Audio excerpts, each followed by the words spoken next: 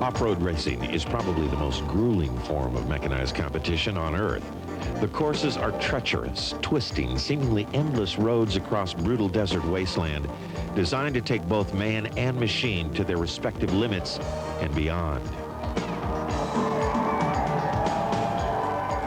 Just finishing one of these torturous races is considered a victory, but to win is something to be extremely proud of. Many competitors try for years and never make it. But one man whose name is synonymous with off-road racing and who is undeniably the best is Ivan Iron Man Stewart. At 46 years of age, his racing achievements are unequaled. 4 world championships, 65 first-place finishes, Driver of the Year 4 times, and 8 consecutive Manufacturers' Cup titles, just to name a few. And his nickname, Iron Man, like everything else in off-road racing, came through true grit and determination, separating himself from his fellow competitors early on. The Iron Man Award back in the 70s, about 75 or thereabouts, was a big trophy called the Iron Man Trophy, put up by Valvoline originally. Off-road racing became popular in the deserts of California, but only when a challenge went out inviting drivers to race from the U.S.-Mexico border south to La Paz, which was approximately 1,000 miles away, did the most famous off-road race in the world come into existence, the Baja 1000.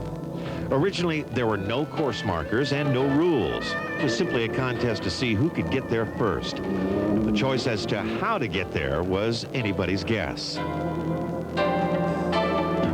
As Baja became more populated and roads began to appear, specific routes were set up, and the race continues today under the scrutiny of the Mexican government. The locals call it Baja Mil. The racers call it the 1000. But the mechanics, owners, and checkpoint personnel call it extreme. Imagine this. You and several others drive 2 days through the desert to your predetermined point. You set up camp, and you wait. As the race progresses, vehicles start to appear, some damaged and moving slowly, some full speed, and some never appear. Then your racer appears, roaring to a stop long enough to get gas, tires, and a cold drink. Then off he goes toward La Paz, hundreds of miles away. 2 days of driving and waiting, and then 2 minutes of chaos. That's the 1000 through the eyes of the crew. Get everything perfect, and after 24 hours, you just may win the Baja 1000. Most competitors use co-drivers to help with navigation and repairs. For the sake of time, some repairs are done at full speed, as in Roger Mears' case.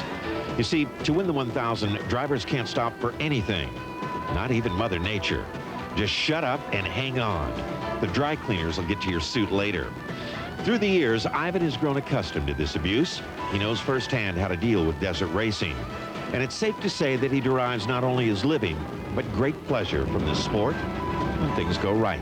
The thrill of going over the hill, around the next corner, not being absolutely positive what's over there.